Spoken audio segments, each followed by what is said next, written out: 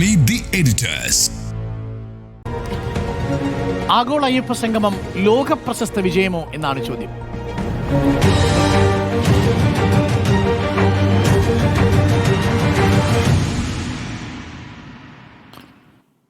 ആഗോള അയ്യപ്പ സംഗമം, ആ പേരിൽ ഒരു ആഗോളം ഉള്ളത് കൊണ്ടാണോ എം.വി. ഗോവിന്ദൻ മാഷി ലോക പ്രശസ്ത വിജയം എന്ന് പറഞ്ഞത്? ലോക പ്രശസ്ത വിജയമാണോ? അദ്ദേഹം അസ്വസ്ഥനായി അവസാനം പറഞ്ഞ വാചകമാണത്. ഇത് ലോക പ്രശസ്ത വിജയമാണ്, മതിയോ എന്നാണ് ചോദിക്കുന്നത്. അപ്പോൾ ഇന്ന് എത്രത്തോളം ആൾക്കൂട്ടം അതിലുണ്ടായിരുന്നു, ഒഴിഞ്ഞ കസേരകൾ തുടങ്ങിയ ചോദ്യങ്ങൾ വന്നപ്പോഴാണ് അദ്ദേഹം അസ്വസ്ഥനായത്. ഈ ഒഴിഞ്ഞ കസേരകൾ കൊണ്ട് നിങ്ങൾക്കുണ്ടാക്കാമല്ലോ എന്നാണ് അദ്ദേഹം പറയുന്നത്. അപ്പോൾ മാധ്യമങ്ങളുടെ കള്ളത്തരവും നുണയും, മാധ്യമങ്ങളുടെ കള്ളപ്രചാരണം എന്നാണ് പറയുന്നത്.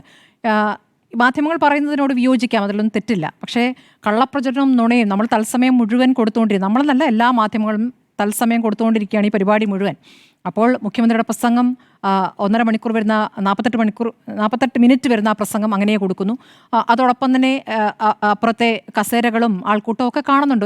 ഒരു ഘട്ടത്തിൽ ആൾക്കൂട്ടം ഉണ്ടായിരുന്നു, പിന്നീട് കാണുന്നത് ഒഴിഞ്ഞ കസേരകളാണ്. ഒഴിഞ്ഞ കസേരകൾ എന്നുള്ളത് നമ്മൾ കാണുന്നുണ്ട്. അവിടെ മുഖ്യമന്ത്രി സംസാരിക്കുമ്പോൾ തന്നെ ആ ഒഴിഞ്ഞ കസേരകൾ അവിടെ ഉണ്ട് എന്നുള്ളതാണ്. അപ്പോൾ മുന്നിലിരിക്കുന്നവർക്ക് പിന്നിലേക്ക് കാഴ്ചയില്ലാത്തതുപോലെ ഇത് നമുക്കറിയാലോ, മറ്റേ നവകേരള യാത്രയിൽ മുഖ്യമന്ത്രി ഈ യാത്ര പുറപ്പെട്ടപ്പോൾ അപ്പുറത്തെ രക്ഷാപ്രവർത്തനം നടക്കുന്ന അദ്ദേഹം കാണുന്നില്ലായിരുന്നു. ഞാൻ നേരെയാണ് നോക്കിയിരുന്നത്, അദ്ദേഹം കാണുന്നുണ്ടായിരുന്നില്ല. അതുപോലെ ഇത് പാർട്ടിയിലെ ഒരു നേതാക്കൾക്കും അത് കാണാൻ പറ്റുന്നില്ല. ഞങ്ങൾ മുൻനിരയിലേക്ക് നോക്കിയിരിക്കുന്നു, അവിടെ മുഖ്യമന്ത്രി പ്രസംഗിക്കുന്നു, നേതാക്കൾ പ്രസംഗിക്കുന്നു, അപ്പോൾ പുറകിലേക്ക് കാണുന്നില്ല എന്നാണോ ഉദ്ദേശിച്ചത്? അറിയില്ല. അപ്പോൾ വലിയ ജനക്കൂട്ടത്തിൻ്റെതായ വേറെ ചില ഫോട്ടോകൾ കാണിച്ച് ഇതാണ് യഥാർത്ഥ ഫോട്ടോ എന്ന് പറയുന്നുണ്ട്. വി.എൻ. വാസവൻ പറയുന്നു, മുഖ്യമന്ത്രി പ്രസംഗിച്ച ശേഷം സെഷനിലേക്ക് ആളുകൾ പോയപ്പോൾ വന്ന ഒഴിവാണെന്ന്. അങ്ങനെയല്ല, നമ്മുടെ ദൃശ്യങ്ങൾ തന്നെയുണ്ട്. മുഖ്യമന്ത്രി പ്രസംഗിക്കുമ്പോൾ തന്നെ പുറകിൽ ഒഴിഞ്ഞിരിക്കുന്ന കസേര, ഒഴിഞ്ഞിരിക്കുന്നല്ല, ഭയങ്കര വിടവാണ്. കുറച്ച് പേർ മുന്നിലിരിക്കുന്നു, പിന്നെ ഒരുപാട് വിടവ്, അത് കഴിഞ്ഞ് കുറച്ച് പേർ അപ്പുറത്തും തന്നെ തെറിച്ചിരിക്കുകയാണ്. അപ്പോൾ യഥാർത്ഥത്തിൽ CPM വിചാരിച്ചാൽ 1,000 പേരെ എത്തിക്കാനൊന്നും ഒരു ബുദ്ധിമുട്ടില്ല. പക്ഷേ ഇത് ഈ ക്ഷണിക്കപ്പെട്ട സദസ്സ് എന്ന രൂപത്തിൽ വരുമ്പോൾ അങ്ങനെ ക്ഷണിക്കപ്പെട്ടവർ വന്നിട്ടുണ്ടോ, രജിസ്റ്റർ ചെയ്തവർ വന്നിട്ടുണ്ടോ എന്ന ചോദ്യമാണ് അവിടെ നിൽക്കുന്നത്. അപ്പോൾ രജിസ്റ്റർ ചെയ്തവർ വന്നിട്ടുണ്ട് എന്ന് പറയുമ്പോൾ 4100 ആ ഒരു കണക്ക് പറയുന്നുണ്ടല്ലോ. അപ്പോൾ ആ കണക്ക് എത്രത്തോളം? 4126 എന്നാണ് പറയുന്നത്. കേരളത്തിൽ നിന്നതിൽ 1819 പേർ, 13 സ്റ്റേറ്റുകളിൽ നിന്നായി 2125 പേർ, അന്താരാഷ്ട്ര പ്രതിനിധികളായി 182 പേർ എന്നൊക്കെ കണക്കാണ് പറയുന്നത്. അപ്പോൾ രജിസ്റ്റർ ചെയ്ത കണക്കായിരിക്കാം അത് എന്ന് പറയുന്നു. പക്ഷേ വന്നവർ എത്രത്തോളമുണ്ട്, അതിനുശേഷമുള്ളൊരു കണക്കായിട്ട് അത് അവതരിപ്പിക്കാൻ കഴിയുന്നുണ്ട്. അതിനൊരു തെളിവ് കാണിക്കാൻ പറ്റുന്നുണ്ടോ എന്ന് ചോദിച്ചാൽ ഇല്ല. സർക്കാർ ശരി, രജിസ്റ്റർ ശരി, അത് നോക്കാം. ആ രജിസ്റ്ററിൽ അതാണ് രമേശ് ചെന്നിത്തല പറഞ്ഞത്. അതായത് ഇരുമുടിക്കെട്ടുമായി വരുന്നവരുടെ പേരുകൾ മുഴുവൻ രേഖപ്പെടുത്തിയിട്ടാണ് ഈ എണ്ണം ഉണ്ടാക്കിയിട്ട്. നമുക്കറിയില്ല. പക്ഷേ അതിലൊരു പരിഹാസം അവിടെ നിൽക്കുമ്പോഴും ഈ കസേര ഒഴിഞ്ഞതും ഒന്നുമല്ല യഥാർത്ഥ വിഷയം. യഥാർത്ഥ വിഷയം എന്തിനായിരുന്നു ഈ ആഗോള അയ്യപ്പ സംഗമം? നാളെ ഇപ്പോൾ ബദൽ സംഗമം നടത്താൻ പോകുന്നു. നാളെ ഒരു വെല്ലുവിളി പ്രസംഗം വത്സൻ തില്ലങ്കേരിയെ പോലെ നമുക്കറിയാം ഈ 2018 വീണ്ടും ഒന്ന് പുനരാവിഷ്കരിക്കാനുള്ള സാഹചര്യമാണ് ഉണ്ടാക്കിയിരിക്കുന്നത്. 2018 ഓർമ്മിപ്പിച്ചുകൊണ്ട് 2018 ഉണ്ടായിരുന്ന സ്ത്രീ പ്രവേശനത്തിനെതിരായ സമരങ്ങൾ, ആ സമരത്തിൽ വെല്ലുവിളിച്ച് നടത്തിയ വർഗീയ പ്രസംഗങ്ങളൊക്കെ നമ്മൾ കേരളം കണ്ടതാണ്. നാമജപ ഘോഷയാത്ര ഒരു വശത്ത് കണ്ടതാണ്. കോൺഗ്രസ് ഒരു വശത്ത് കുറച്ച് പ്രതികരിച്ച് മിണ്ടാതെ പോയത് നമ്മൾ കണ്ടതാണ്. അവസാനം തെരഞ്ഞെടുപ്പ് വന്നപ്പോൾ അത് കോൺഗ്രസിന് ഗുണം ചെയ്ത് കണ്ടതാണ്. BJP സുവർണാവസരം എന്ന് പറഞ്ഞ് മുന്നോട്ട് വന്നപ്പോഴും ആ സുവർണാവസരം അവർക്ക് ഗുണം ചെയ്യാതിരുന്നതും നമ്മൾ കണ്ടതാണ്. അപ്പോൾ അതിൽ നിന്നും പാഠം പഠിച്ചുകൊണ്ട് പിന്നീടും BJP പലതരത്തിലും മുന്നേറിയിട്ടുണ്ട്. അത് ഒരു അടിത്തറ ഇടുകയായിരുന്നു. ആ അടിത്തറയിൽ നിന്ന് അവർ മുന്നോട്ട് പോയിക്കൊണ്ടിരിക്കുകയാണ്. അപ്പോൾ അത് എവിടെ നിന്നാണ് ആ വോട്ട് പോയത്? CPM കിട്ടിക്കൊണ്ടിരുന്ന ഹിന്ദു വോട്ടുകളാണ്. അപ്പോൾ അത് തിരിച്ചു പിടിക്കുക എന്ന് പറയുമ്പോൾ ഞങ്ങൾ അന്നെടുത്ത നിലപാടുകളിൽ നിന്ന് ഞങ്ങൾ പിന്നാക്കം പോകുന്നു, അല്ലെങ്കിൽ ഞങ്ങൾ മറ്റൊരു നിലപാടിലേക്ക് വന്നിരിക്കുന്നു, ഞങ്ങളിപ്പോൾ ആചാര സംരക്ഷകരായി വന്നിരിക്കുന്നു, ഞങ്ങൾ നവോത്ഥാനം ഞങ്ങളിപ്പോൾ നടപ്പാക്കാൻ ഉദ്ദേശിക്കുന്നില്ല. അതായത് മാറിയ കാലത്ത്, ഇന്നലത്തെ മുഖ്യമന്ത്രി പ്രസംഗത്തിൽ പറയുന്നതാണ്, മാറിയ കാലത്തിനനുസരിച്ചുള്ള മാറ്റം. മാറിയ കാലത്തിനുള്ള മാറ്റം എന്ന് പറയുമ്പോൾ പിന്നാക്കം നടക്കലാണോ? വെള്ളാപ്പള്ളിയും ഒന്നിച്ച മുഖ്യമന്ത്രിയുടെ വാഹനത്തിൽ വന്നിറങ്ങിയതിനെക്കുറിച്ച് ഇതുവരെ ഒരു പ്രതികരണം നമ്മൾ കണ്ടില്ലല്ലോ. അതിനുശേഷം വെള്ളാപ്പള്ളി പറയുകയാണ് പിണറായി ഭക്തനാണ് എന്ന്. അദ്ദേഹം പിണറായി ഭക്തനാണ് എന്നാണ് ഉദ്ദേശിച്ചത്, അതോ പിണറായി ഭക്തനാണ് എന്നാണ് ഉദ്ദേശിച്ചത് നമുക്കറിയില്ല. ഇനി പിണറായി ഭക്തനാണ് എന്നാണ് ഉദ്ദേശിച്ചെങ്കിൽ വെള്ളാപ്പള്ളി അങ്ങ് പറയട്ടേന്നേ, പറയുമ്പോൾ ആ വഴിക്ക് വരുന്നതും കൂടെ അങ്ങോട്ട് പോരട്ടേന്നേ, ഞാനിപ്പോൾ കണ്ടില്ല എന്ന് നടിക്കാം എന്നതാണോ ഉദ്ദേശിക്കുന്നത്? യഥാർത്ഥത്തിൽ ഈ വോട്ടാണല്ലോ ഉദ്ദേശിക്കുന്നത്. വെള്ളാപ്പള്ളിയുടെ ഒപ്പം വണ്ടിയിൽ നിന്ന് ഇറങ്ങിയാൽ SNDP വോട്ട് മുഴുവനായിട്ട് അങ്ങോട്ട് CPM വരും എന്നതാണോ പാർട്ടി ധാരണ? വെള്ളാപ്പള്ളി എന്ന സമുദായ നേതാവിനെ അംഗീകരിക്കുന്നവരാണോ ആ സമുദായങ്ങൾ മുഴുവൻ എന്നൊരു ചോദ്യം അവിടെ നിൽക്കുകയാണ്. ഇന്നിപ്പോൾ മുസ്ലിം ലീഗ് ഈ അയ്യപ്പ സംഗമത്തിലൊന്നും പ്രതികരിക്കാത്തവരാണ്. പക്ഷേ അവരിന്ന് പ്രതികരിച്ച് വെള്ളാപ്പള്ളിയുമൊത്ത് വന്നിരിക്കുന്നതിനെ അവർ പ്രതികരിക്കുന്നത്. കാരണം മുസ്ലിം ന്യൂനപക്ഷത്തിനെതിരെ വർഗീയ പ്രസംഗങ്ങൾ നടത്തിക്കൊണ്ടേയിരിക്കുന്ന എത്ര നടത്തിയാലും ഒരു പ്രശ്നവുമില്ലാത്ത ഒരു നേതാവായി അദ്ദേഹം മാറിയിരിക്കുകയാണ്. അപ്പോൾ അദ്ദേഹത്തെ കൊണ്ടുവന്ന് അദ്ദേഹത്തെ ഗുരുവായി മാറ്റിയിരിക്കുകയാണോ പിണറായി വിജയൻ? അദ്ദേഹത്തിൻ്റെ ഗുരുവാണോ ഇനി വെള്ളാപ്പള്ളി നടേശൻ? അറിയില്ല. അപ്പോൾ ആ രൂപത്തിൽ വരുന്നു. എന്നിട്ട് വെള്ളാപ്പള്ളി നടേശനോട് ചോദിക്കുന്നുണ്ട്, താങ്കൾ ആ കാറിൽ വന്നതിനെക്കുറിച്ച് വെള്ളാപ്പള്ളിയോട് ചോദിക്കുന്നു. മുഖ്യമന്ത്രിയോട് ആരും ചോദിച്ചിട്ടില്ല. വെള്ളാപ്പള്ളിയോട് ചോദിക്കുമ്പോൾ അദ്ദേഹം പറയുന്നുണ്ട്, ഞാൻ കാർ കാണാത്ത ആളൊന്നുമല്ല, ഞാൻ കാറിൽ വരാൻ ആഗ്രഹിച്ചിട്ടുമില്ല, എന്നെ കൂട്ടിക്കൊണ്ടുവന്നതാണ്. അതായത് വെള്ളാപ്പള്ളി വരൂ, നമുക്ക് ഒരുമിച്ച് പോകാം, നമുക്ക് ഒരുമിച്ച് ഇറങ്ങാം എന്ന് മുഖ്യമന്ത്രി പറയുകയാണ്. അപ്പോൾ അതൊരു കൃത്യമായ മെസ്സേജാണ്. ആ മെസ്സേജ് ഇപ്പോൾ ആരിലേക്കൊക്കെയാണ് എത്തുന്നത്? ജനങ്ങളിലേക്കാണ് എത്തുന്നത്. കാരണം നമ്മളിവിടെ നവോത്ഥാന പ്രസംഗങ്ങൾ കണ്ടിട്ടുള്ളതാണ്. ആചാരങ്ങൾ ലംഘിച്ചല്ലാതെ നവോത്ഥാനം സാധ്യമല്ല എന്നുള്ള കാര്യം മുഖ്യമന്ത്രിയുടെ പ്രസംഗത്തിൽ നമ്മൾ കേട്ടിട്ടുള്ളതാണ്. തന്ത്രിമാർ അന്ന് ഈ സ്ത്രീ പ്രവേശനത്തെ, യുവതീ പ്രവേശനത്തെ എതിർത്ത തന്ത്രിയുടെ നിലപാടിനെ എതിരെ പ്രസംഗിക്കുമ്പോൾ എന്തൊക്കെ കാര്യങ്ങൾ അന്ന് മുഖ്യമന്ത്രി പ്രസംഗിച്ചിരുന്നു എന്നുള്ളത് ഇപ്പോൾ വീണ്ടും ഓടുന്നുണ്ട്. അപ്പോൾ പഴയ കാര്യങ്ങളൊക്കെ വീണ്ടും ആർക്കൈവ്സിൽ നിന്ന് പുറത്തേക്ക് വന്നുകൊണ്ടിരിക്കുകയാണ്. അപ്പോൾ കാര്യങ്ങൾ ഓർമ്മിപ്പിച്ചുകൊണ്ടിരിക്കുകയാണ്. അപ്പോൾ എന്താണ് ആത്യന്തികമായി ഗുണം ചെയ്തിരിക്കുന്നത്? ഒരു വികസന പരിപാടി സർക്കാരിന് നടത്താൻ അതങ്ങ് നടത്തിയേ പോരേന്നേ. ഈ ശബരിമല മാസ്റ്റർ പ്ലാൻ ഇന്നും ഇന്നലെ തുടങ്ങിയ മാസ്റ്റർ പ്ലാൻ അല്ലല്ലോ, അതങ്ങ് നടപ്പാക്കുക. ഞങ്ങൾ നടപ്പാക്കിയ കാര്യങ്ങൾ ഇതാണെന്ന് പറയുക, ഒരു തെരഞ്ഞെടുപ്പിൽ അവതരിപ്പിക്കുക, വോട്ട് കിട്ടും. പക്ഷേ ഇത് എല്ലാ സമുദായ നേതാക്കളെയും വിളിച്ചു വരുത്തി മറ്റൊരു രൂപത്തിൽ കൊണ്ടുവരുമ്പോൾ ആ വോട്ട് കൂടി കിട്ടുമെന്നുള്ള പ്രതീക്ഷയിൽ ആ പരിപാടി നടത്തുമ്പോൾ അപ്പുറത്ത് ബദൽ പരിപാടി നടക്കാൻ പോവുകയാണ്. നാളത്തെ പരിപാടിയിലാണ് നമുക്ക് വത്സൻ തില്ലങ്കേരിയെ പോലുള്ളവർ എടുക്കാൻ പോകുന്ന നിലപാട് അറിയാൻ പോകുന്നത്, അവർ നടത്തുന്ന പ്രസംഗങ്ങൾ എന്താവുന്നത് അറിയാൻ പോകുന്നത്. അപ്പോൾ എന്തിലേക്കാണ് ഇവിടെ ഈ സർക്കാർ കാര്യങ്ങൾ നയിച്ചിരിക്കുന്നത്? ഇതുവഴി വോട്ട് ലഭിക്കുമോ എന്നുള്ള ആത്മവിശ്വാസം നിങ്ങൾക്ക് നേടാൻ കഴിഞ്ഞു? അങ്ങനെയെങ്കിൽ അത് നമുക്ക് നോക്കാം. ഈ വരുന്ന തദ്ദേശ തെരഞ്ഞെടുപ്പ്, അത് കഴിഞ്ഞ് വരുന്ന നിയമസഭാ തെരഞ്ഞെടുപ്പ്, ഇത് കമ്മ്യൂണിസ്റ്റ് പാർട്ടിയിൽ നിന്നുണ്ടാകുമ്പോഴാണ് കമ്മ്യൂണിസ്റ്റ് പാർട്ടിയുടെ ആശയങ്ങളിൽ നിന്നും അവരുടെ വിചാര രീതികളിൽ നിന്നൊക്കെ മാറി ഇപ്പോൾ ആചാര സംരക്ഷകരായി മാറിയിരിക്കുന്നു എന്ന ചോദ്യം ഉയരുന്നത്. ആചാര സംരക്ഷണമാണെങ്കിൽ അത് തുറന്നു പറയുക. ഞങ്ങൾ യുവതീ പ്രവേശനത്തിന് എന്ന ഞങ്ങളുടെ നിലപാടിൽ നിന്ന് ഞങ്ങൾ മാറി എന്നും തുറന്നു പറഞ്ഞു കഴിഞ്ഞാൽ പിന്നെ ആ ചോദ്യമില്ല. അതിപ്പോൾ പറയേണ്ടതല്ല, ഇപ്പോൾ ഞങ്ങളുടെ ആ ഭക്തർക്കൊപ്പം, മറ്റേത് പിന്നീട് പറയാം, ഇപ്പോൾ പറയേണ്ടതല്ല എന്നത് ഒരു തന്ത്രമാണ്. ആ തന്ത്രമൊക്കെ മനസ്സിലാക്കാനുള്ള ബുദ്ധി ഇവിടെ ഓരോ മനുഷ്യനുമുണ്ട്. ആഗോള അയ്യപ്പ സംഗമം എം വി ഗോവിന്ദൻ മാഷ് പറയുന്ന പോലെ ലോകപ്രശസ്ത വിജയമാണോ എന്നാണ് ചോദ്യം. അതൊരു ലോകപ്രശസ്ത വിജയമൊന്നുമല്ല എന്നുള്ളത് എല്ലാവർക്കും അറിയാവുന്ന കാര്യമാണ്. ആകെ 14 രാജ്യങ്ങളിൽ നിന്നുള്ള 182 അയ്യപ്പ ഭക്തന്മാരാണ് ഈ ആഗോള അയ്യപ്പ സംഗമത്തിൽ പങ്കെടുത്തിട്ടുള്ളത് എന്നുള്ളത് കണക്കുകൾ ഇപ്പോൾ പുറത്തു വന്നിട്ടുണ്ട്. ഇനി ആഗോള അയ്യപ്പ സംഗമം വിജയമാണോ എന്ന് ചോദിച്ചു കഴിഞ്ഞാൽ രണ്ട് രീതിയിൽ തന്നെ അതിനെ സമീപിക്കേണ്ടതുണ്ട്. അതിന് ഒരു രാഷ്ട്രീയ ലക്ഷ്യമുണ്ടായിരുന്നു, അതൊരു പരോക്ഷമായ ലക്ഷ്യമാണ്. എന്നാൽ അതേസമയം തന്നെ അതിന് പ്രത്യക്ഷത്തിലുള്ള ശബരിമലയുടെ വികസനവുമായി ബന്ധപ്പെട്ടുകൊണ്ടുള്ള ഒരു ലക്ഷ്യവുമുണ്ട്. ഇത് രണ്ടിൻ്റെയും ഫലം നമുക്കിപ്പോൾ പറയാൻ കഴിയില്ല. പക്ഷേ എങ്കിലും ചില കാര്യങ്ങൾ സൂചിപ്പിച്ച് തന്നെ മുന്നോട്ട് പോകണം. രാഷ്ട്രീയ ലക്ഷ്യം ഭാഗികമായി ഇടതുപക്ഷം നേടിയെന്നാണ് CPM ഇപ്പോൾ കരുതുന്നത്. അതിന് കരുതാൻ ചില കാരണങ്ങളുണ്ട് താനും. അതാദ്യം പറഞ്ഞുകൊണ്ട് തുടങ്ങാം. ഒന്ന്, നമ്പറിൻ്റെ കാര്യത്തിലാണ്. നമ്പറിൻ്റെ കാര്യത്തിലെ ചർച്ച യഥാർത്ഥത്തിൽ CPMന് ഗുണം ചെയ്യുകയുള്ളൂ എന്നാണ് ഞാൻ മനസ്സിലാക്കുന്നത്. കാരണം ഇത് ബാക്കി എല്ലാ വിഷയങ്ങളിലും അവർ പ്രതീക്ഷിച്ചതുപോലെ വലിയ രീതിയിലുള്ള ബോയ്ക്കോട്ടൊന്നും ഉണ്ടായില്ല. കേരളത്തിലാണെങ്കിൽ കോൺഗ്രസ് എന്ത് നിലപാടെടുക്കുമെന്ന കാര്യത്തിൽ അവസാന നിമിഷം ഒരു സസ്പെൻസ് ആയിരുന്നു. ഒരുപക്ഷെ കേരളത്തിൽ ആഗോള അയ്യപ്പ സംഗമത്തെ സംബന്ധിച്ച് കോൺഗ്രസും UDF എടുത്ത നിലപാട്, UDF എന്ന് പറയാൻ പറ്റില്ല, കാര്യം മുസ്ലിം ലീഗ് അതിനെ അനുകൂലിച്ചിട്ടുണ്ട്. മുസ്ലിം ലീഗ് പറഞ്ഞ നല്ല കാര്യങ്ങൾ നടക്കുമ്പോൾ എന്തിനാണ് എതിർക്കുന്നത് എന്നതാണ് PK കുഞ്ഞാലിക്കുട്ടി ചോദിച്ചത്. UDF തന്നെ ആഗോള അയ്യപ്പ സംഗമത്തെക്കുറിച്ച് 2 അഭിപ്രായങ്ങളുണ്ടായിരുന്നു. അതൊരു നല്ല കാര്യമാണ് എന്നാണ് PK കുഞ്ഞാലിക്കുട്ടി ഒരു ബൈറ്റിൽ പറഞ്ഞത്. എന്നാൽ ഇത് കോൺഗ്രസിൻ്റെ കാര്യത്തിലേക്ക് വരുമ്പോഴോ കോൺഗ്രസിനെ സംബന്ധിച്ച് അതൊരു നല്ല കാര്യമായിട്ട് അവർക്ക് തോന്നുന്നില്ലെന്ന് മാത്രമല്ല, ഏറ്റവും ഒടുവിൽ പറയുന്നത് കപടഭക്തി മൂലം ആണ് ഇതൊക്കെ നടക്കുന്നത് തുടങ്ങിയ കാര്യങ്ങളാണ് അവർ പറയുന്നത്. കോൺഗ്രസിൻ്റെ യഥാർത്ഥത്തിൽ ഈ വിഷയത്തിലെ നിലപാടെന്താ? ബഹിഷ്കരിച്ചിട്ടുണ്ടോ കോൺഗ്രസ് ആഗോള അയ്യപ്പ സംഗമം? ബഹിഷ്കരിച്ചിട്ടില്ല. VD സതീശൻ തന്നെ പറഞ്ഞു ഞങ്ങൾ ഇത് ബഹിഷ്കരിക്കുന്നില്ല. അപ്പോൾ പിന്നെ പങ്കെടുക്കാൻ തീരുമാനിച്ചിട്ടുണ്ടോ? പങ്കെടുക്കാനും തീരുമാനിച്ചിട്ടില്ല. അപ്പോൾ ആഗോള അയ്യപ്പ സംഗമത്തിൽ കോൺഗ്രസിൻ്റെ യഥാർത്ഥത്തിലുള്ള നിലപാടെന്താണ്? അവർ വിട്ടുനിന്നു എന്നുള്ളതാണ് യാഥാർത്ഥ്യം. പക്ഷേ ഒരു നിലപാട് പറയാൻ കോൺഗ്രസ് അശക്തമായത് എന്തുകൊണ്ടായിരിക്കും? അതാണ് ഇതിൽ ഒരു പ്രധാനപ്പെട്ട കാര്യം. കാര്യം ഇതിനകത്ത് ആചാര ലംഘനം ഒന്നും തന്നെയില്ല. മറ്റേതെങ്കിലും തരത്തിൽ ശബരിമലയ്ക്ക് കോട്ടം തട്ടുന്ന ഒരു കാര്യവുമില്ല. നേരത്തെ ഞാൻ കഴിഞ്ഞ ദിവസത്തിൽ സൂചിപ്പിച്ചതുപോലെ നുണപ്രചരണങ്ങൾ ഒന്നൊന്നതായിട്ട് തുറന്നു കാണിക്കപ്പെട്ടു. അപ്പോൾ ഇനി ഈ ആഗോള അയ്യപ്പ സംഗമത്തിൽ പങ്കെടുക്കുന്നത് കൊണ്ട് എന്താണ് കുഴപ്പം? ഇപ്പോൾ കർണാടകയിലെ PCCയുടെ വൈസ് പ്രസിഡന്റ് ഒരു ബിനു ദിവാകരൻ ഈ പരിപാടിയിൽ പങ്കെടുത്തു എന്നാണ് ഈ ദേവസ്വം മന്ത്രി പറയുന്നത്. അപ്പോൾ മറ്റിടങ്ങളിൽ നിന്ന് പങ്കെടുത്ത ആളുകൾ, അവിടെ ഈ വന്നുകൂടിയിരിക്കുന്ന 4126 പേരും ഇടതുപക്ഷത്തു നിന്ന് വന്ന പ്രവർത്തകരൊന്നുമല്ല. അവിടെ കൂടിയിരിക്കുന്ന വിശ്വസിക്കുന്നവരിൽ ഒരുപാട് അയ്യപ്പ ഭക്തന്മാരും വ്യത്യസ്ത പാർട്ടികളിൽ വിശ്വസിക്കുന്നവരും ഒക്കെ വന്നിട്ടുണ്ട്. മറ്റ് സംസ്ഥാനങ്ങളിൽ നിന്ന് വന്നവരുണ്ട്. ഇപ്പോൾ തമിഴ്നാട്ടിൽ നിന്ന് വന്ന 1500-ലധികം ഭക്തരുണ്ട്. തമിഴ് സംസാരിക്കുന്ന തമിഴ്നാട്ടുകാരായിട്ടുള്ള ഭക്തരുണ്ട്. അവർ CPM-കാരായിട്ടാണോ? അല്ല. അപ്പോൾ അയ്യപ്പ വിശ്വാസികളായിട്ടുള്ള ഭക്തന്മാർ ഒരുമിച്ച് കൂടുമ്പോൾ അതിനെ ബഹിഷ്കരിക്കാനുള്ള ഒരു ശക്തി കോൺഗ്രസിനില്ല. അതുകൊണ്ടാണ് അവർ ബഹിഷ്കരിക്കുന്നില്ല എന്ന് പറഞ്ഞത്. എന്നാൽ സഹകരിക്കുന്നോ എന്ന് ചോദിക്കുന്നത്, സഹകരിച്ചാൽ അത് ക്ഷീണമാവുമല്ലോ. കാരണം അത് ഏതെങ്കിലും തരത്തിൽ വിജയകരമായി മാറിയാൽ അത് സർക്കാരിൻ്റെ ഒരു വലിയ പ്രോജക്റ്റായിട്ട് വരികയും ചെയ്യും. ഇനി അതുകൊണ്ടാണ് രാഷ്ട്രീയ ലക്ഷ്യം ഈ വിഷയത്തിൽ സർക്കാർ ഭാഗികമായി നേടി എന്ന് ഞാൻ വിശ്വസിക്കുന്നത്. കോൺഗ്രസിൻ്റെ ഈ വിഷയത്തിൽ നിലപാടില്ലായ്മ, പങ്കെടുക്കണോ വേണ്ടോ എന്ന കാര്യത്തിലുള്ള ഒരു നിലപാടില്ല. പ്രതിപക്ഷ നേതാവ് പറഞ്ഞു പങ്കെടുക്കുന്നില്ല, പങ്കെടുക്കാൻ താല്പര്യമുള്ളവർക്ക് പങ്കെടുക്കാമെന്ന ഒരു നിലപാടാണ് സ്വീകരിച്ചത്. മുസ്ലിം ലീഗിനാവട്ടെ ഈ വിഷയത്തിൽ വ്യക്തമായ ധാരണയുണ്ടായിരുന്നു. നല്ല കാര്യങ്ങളല്ലേ, അത് നടക്കട്ടെ എന്നാണ് PK കുഞ്ഞാലിക്കുട്ടി പറഞ്ഞത്. ആ അർത്ഥത്തിൽ അതൊരു രാഷ്ട്രീയ വിജയമാണ്. പിന്നെ എണ്ണത്തിൻ്റെ കാര്യത്തിൽ വളരെ കൃത്യമായ വിശദീകരണം ഇന്ന് വന്നിട്ടുണ്ട്. നമ്മുടെ വീഡിയോയിൽ അടക്കമുണ്ട്.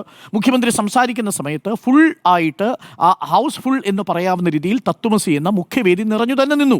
ആദ്യത്തെ 30 മിനിറ്റ് നേരം, അതായത് 10:45 മുതൽ 11:15 വരെയുള്ള വീഡിയോ നിങ്ങൾ എടുത്തു നോക്കിക്കോളൂ.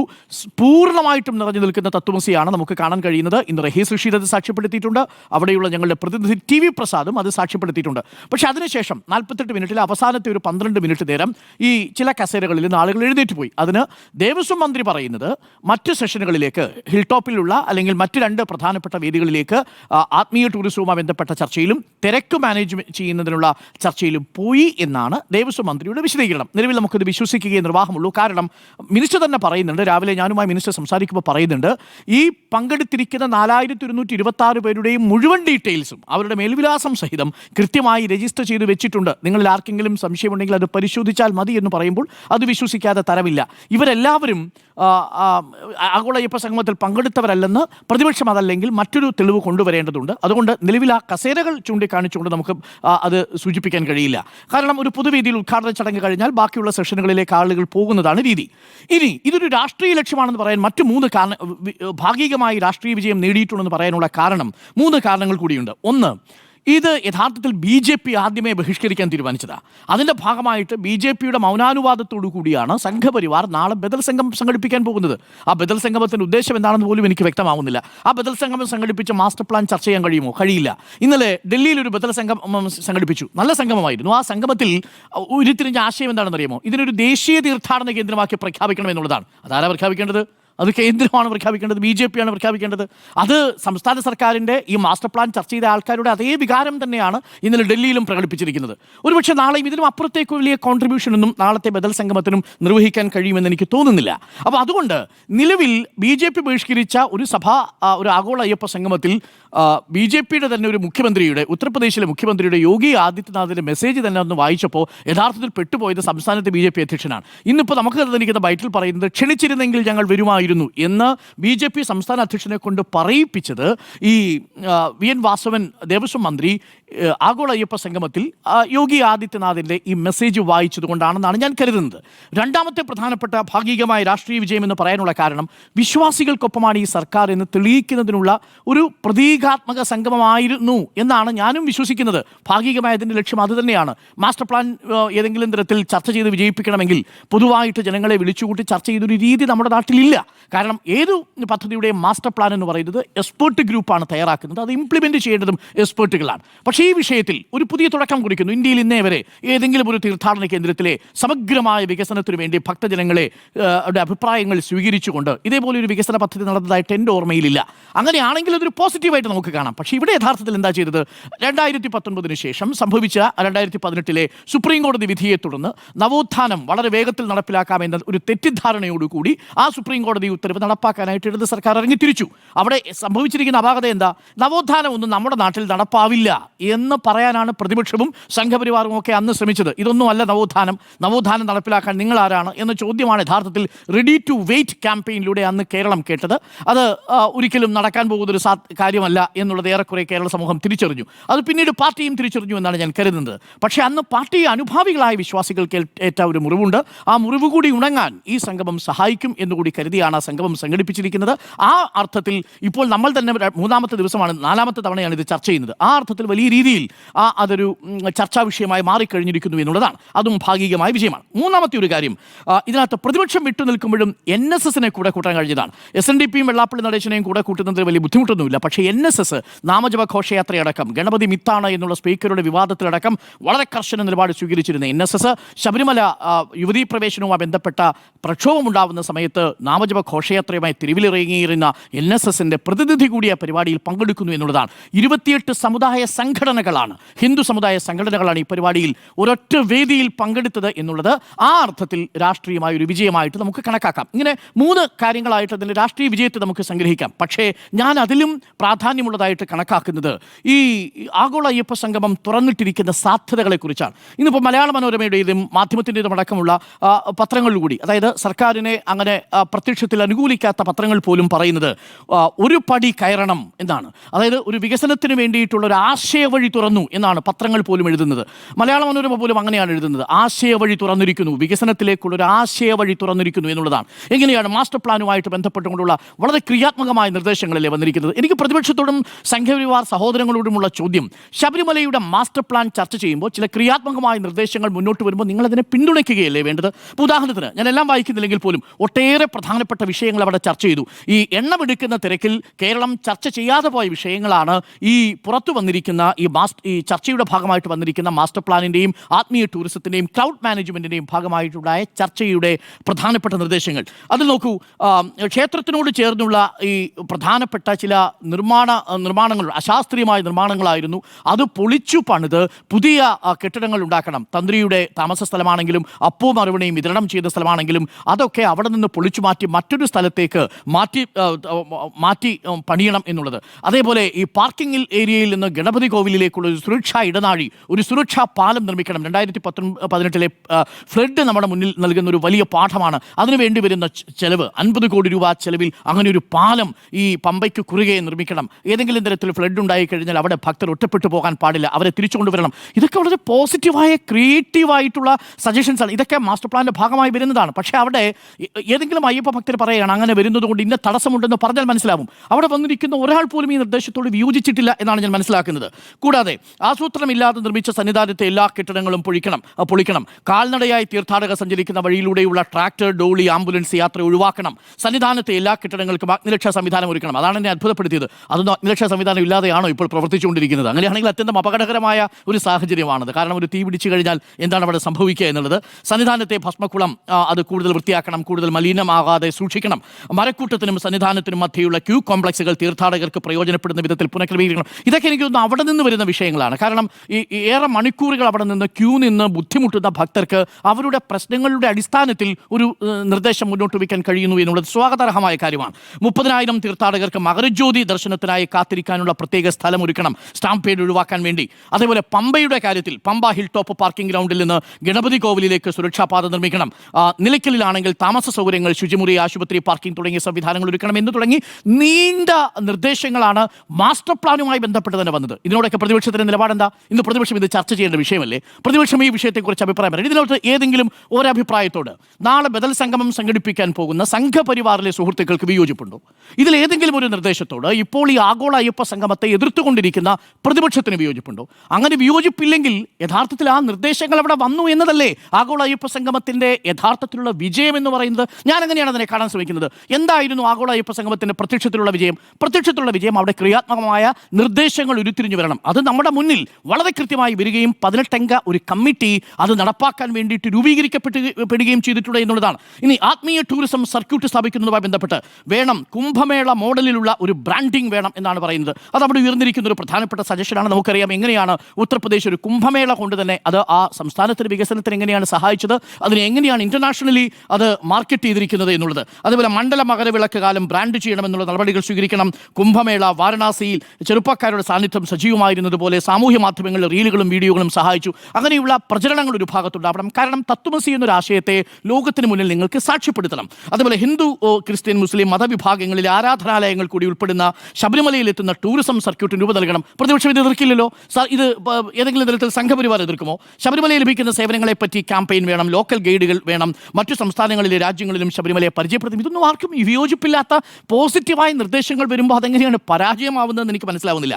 മൂന്നാമത്തത്, ആൾക്കൂട്ട നിയന്ത്രണത്തിന് വേണ്ടി ഡ്രോൺ മുതൽ AI വരെയുള്ള സംവിധാനങ്ങൾ ഉപയോഗിക്കണം. ഉദാഹരണത്തിന് ക്യൂവിൽ നിൽക്കുന്നവരെ ഏതെങ്കിലും തരത്തിൽ തടസ്സമുണ്ടാകുന്ന പക്ഷം ഫേസ് ഡിറ്റക്ഷൻ ക്യാമറകൾ ഉപയോഗിച്ചുകൊണ്ട് വെർച്വൽ ക്യൂ സംവിധാനത്തിലൂടെ വളരെ ശാസ്ത്രീയമായിട്ട് കടത്തിവിടാൻ കഴിയണം. ഇപ്പോൾ നിലവിൽ നിലയ്ക്കലിൽ 10,000 വാഹനങ്ങൾക്ക് മാത്രമേ പാർക്കിങ്ങിനുള്ള ഫെസിലിറ്റി ഉള്ളെങ്കിൽ പോലും 60,000-ഓളം വാഹനങ്ങൾ അവിടെ വന്ന് പോകുന്നൊരു സാഹചര്യമുണ്ട്. അത് മാറാനുള്ള സംവിധാനം ഉണ്ടാവണം. അങ്ങനെ ഒട്ടേറെ പ്രധാനപ്പെട്ട കാര്യങ്ങളാണ് ഈ 3 സെഷനുകളിലായിട്ട് നടന്നത്. ഞാനിതിൻ്റെ കണ്ടന്റാണ് പ്രധാനമായിട്ടും നോക്കിയത്.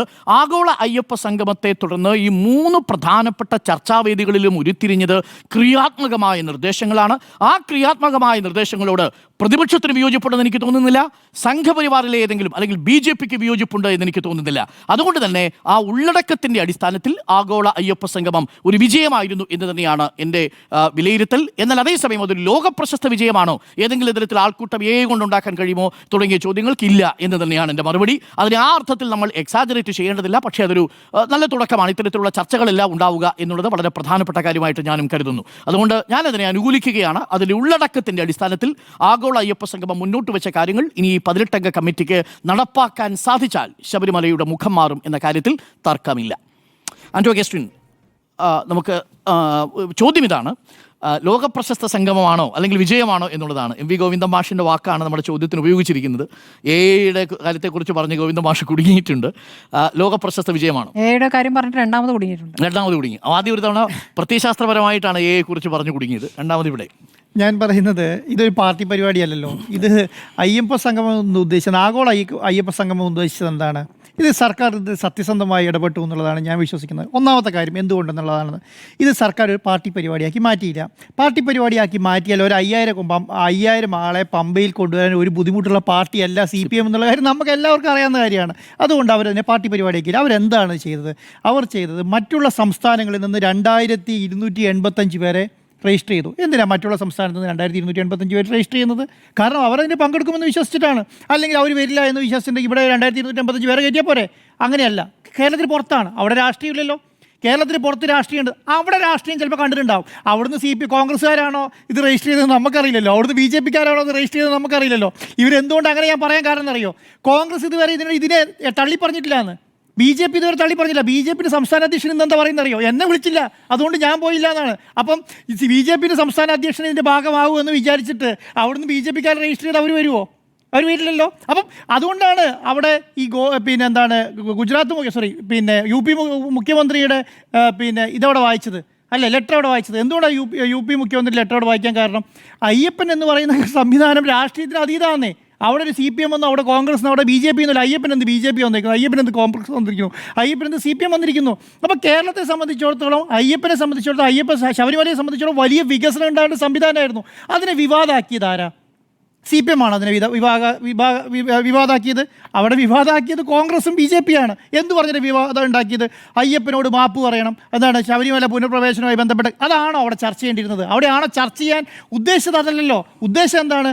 അവിടെ ശബരിമലയുടെ പൂർണ്ണ വികസനമാണ്. ആ പൂർണ്ണ വികസനവുമായി ബന്ധപ്പെട്ട എല്ലാ കാര്യങ്ങളും അവിടെ ചർച്ച നടന്നില്ലേ? എന്തൊക്കെയാണ് ഈ ശബരിമലയിൽ പുനരുദ്ധാരണവുമായി ബന്ധപ്പെട്ട കാര്യത്തിൽ, അവിടെ ഉന്നമനം ചെയ്യേണ്ട കാര്യത്തിലുള്ള എല്ലാ കാര്യങ്ങളും ചർച്ച ചെയ്തില്ലേ? ആ ചർച്ച ചെയ്യാനുള്ള ഇനിഷ്യേറ്റീവ് ആരെടുത്തത്? കേരള സർക്കാരല്ലേ. അതിനെ എന്തുകൊണ്ട് അംഗീകരിക്കുന്നില്ല എന്നുള്ളതാണ്. പിന്നെ രണ്ടാമത്തെ കാര്യം, ആളുകൾ വന്നോ ഇല്ലയോ എന്നുള്ളതാണ്. ആളുകൾ വരിക എന്ന് പറയുന്നത് അവിടെ 3 വേദിയാണ് ഉണ്ടായിരുന്നത്. പ്രധാനപ്പെട്ട 3 വേദികളാണ് ഉണ്ടായിരുന്നത്. 3 വേദി എന്ന് പറയുന്നത് 3 വേദി രാവിലെ 10 മണി തുടങ്ങിയിട്ട് വൈകുന്നേരം 4 മണി വരെ നടക്കുന്ന 3 വേദികളാണ്. അതിൻ്റെ അകത്ത് ഉദ്ഘാടന സെക്ഷനാണ് എന്ത്, എല്ലാവരും ഒരു വേദിയിൽ ഇരിക്കേണ്ട കാര്യമുള്ളൂ. അവിടെ ഏത് സ്ഥലത്താണ് ആൾ കുറഞ്ഞത്? അവിടെ ആൾ കുറഞ്ഞ ക്യാമറ കാണണ്ടേ? ഞാൻ കണ്ടില്ല. ഞാൻ മുഖ്യമന്ത്രിയുടെ പ്രസംഗം നടക്കുന്ന സമയത്ത് അവിടെ ഒരു സീറ്റോടെ ഒഴിവാക്കിയുള്ള നമ്മൾ നുണ പറയുന്നതിൻ്റെ അതിര് വേണ്ടേ? ഗോവിന്ദ മാഷ് എന്ന് പറയുന്നത് അതാണ്. കേരളത്തിലെ മാധ്യമങ്ങൾ പറയുന്ന ശൈലി എന്ന് പറയുന്നത് ഉച്ചയ്ക്ക് 2 മണിക്ക് 3 മണിക്കൊക്കെ പോയി ഷൂട്ട് ചെയ്തിട്ട് അയ്യോ ഇവിടെ ആളില്ല, അയ്യോ അവിടെ ആളില്ല, അയ്യോ ഇത് കണ്ടില്ല, ഇറങ്ങിപ്പോയി. ഞാൻ പറയുന്നത് അറിയോ? 3 സെക്ഷനായി പരിപാടി നടക്കുന്നു. 3 സെക്ഷനായി പരിപാടി നടക്കുന്നത് 25-30 മിനിറ്റ് മുഖ്യമന്ത്രിയുടെ പ്രസംഗം കഴിഞ്ഞ് കഴിഞ്ഞാൽ അടുത്ത സെക്ഷൻ അടുത്ത സ്ഥലത്ത് സ്റ്റാർട്ട് ചെയ്യാണ്. അവിടെ എന്താണ്? അവിടെയാണ് ഈ പറയുന്ന ഡിബേറ്റുകൾ മുഴുവൻ നടക്കുന്നത്. അവിടെയാണ് ഈ സജഷൻസ് മുഴുവൻ വെക്കുന്നത്. അല്ലാതെ ഒരു ഉദ്ഘാടനം നടത്തി ഇപ്പം ഞാൻ പറയാം, അവിടെ മുഖ്യമന്ത്രി സംസാരിക്കുന്നു, അത് വെള്ളാപ്പള്ളി നടേശൻ സംസാരിക്കുന്നു, പ്രധാനപ്പെട്ട നേതാക്കന്മാർ സംസാരിക്കുന്നു, പിന്നെ എന്താണ് ദേവസ്വം മന്ത്രി സംസാരിക്കുന്നു, ദേവസ്വം പ്രസിഡന്റ് സംസാരിക്കുന്നു. ഇതൊക്കെ കഴിഞ്ഞിട്ട് 12 മണി 1 മണി കഴിഞ്ഞാൽ പിന്നെ ഈ സംഗമത്തിൽ ഇതെന്താ ഉദ്ഘാടനം? അതുകൊണ്ട് ഞാൻ പറയുന്നത് രാഷ്ട്രീയ പരിപാടി അല്ല എന്ന്. ആ അർത്ഥത്തിൽ കോൺഗ്രസിനോ BJPക്ക് അതിനെ കാണാൻ കഴിഞ്ഞിട്ടില്ല.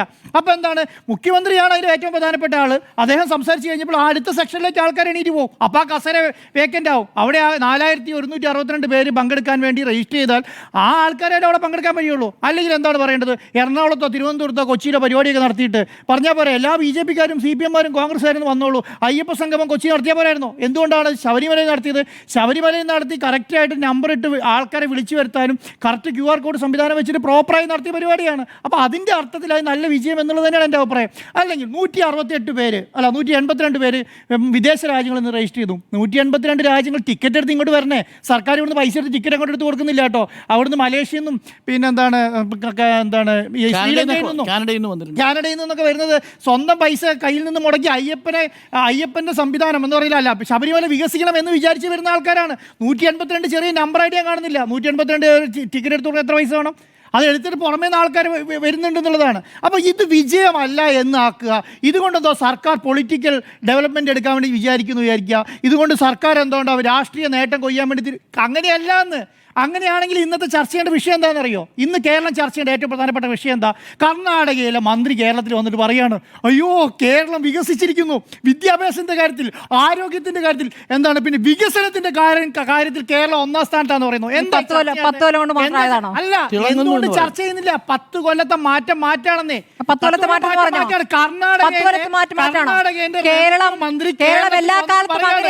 അങ്ങനെയല്ല, കർണാടകയിലെ പിന്നെ ആ റവന്യൂ മന്ത്രി കേരളത്തിൽ വന്ന് പറയാണ് എന്ത്, ഈ പറയുന്ന വിദ്യാഭ്യാസ കേരളത്തിൽ 1ാം സ്ഥാനത്താണ് നിൽക്കുന്നതെന്ന് പറയാ. അവിടെ സംവിധാനം ഇല്ല എന്നുള്ളതാണ് ഒരു കാര്യം. കാരണം അവർ 2ാമതോ 3ാമതോ 4ാമതോ ആയിരിക്കുമല്ലോ, 1ാം സ്ഥാനത്തല്ലല്ലോ. പിന്നെന്താ ആരോഗ്യ കാര്യത്തിൽ എന്താണ് കേരളത്തിൽ മരുന്നില്ല എന്ന് പറയുന്ന പാർട്ടിയുടെ പേരെന്താണെന്നറിയോ? കോൺഗ്രസ് എന്നാ. ഇവിടെ ചികിത്സയില്ല എന്ന് പറയുന്ന പാർട്ടിയുടെ പേരെന്താ? കോൺഗ്രസ് എന്നാണ്.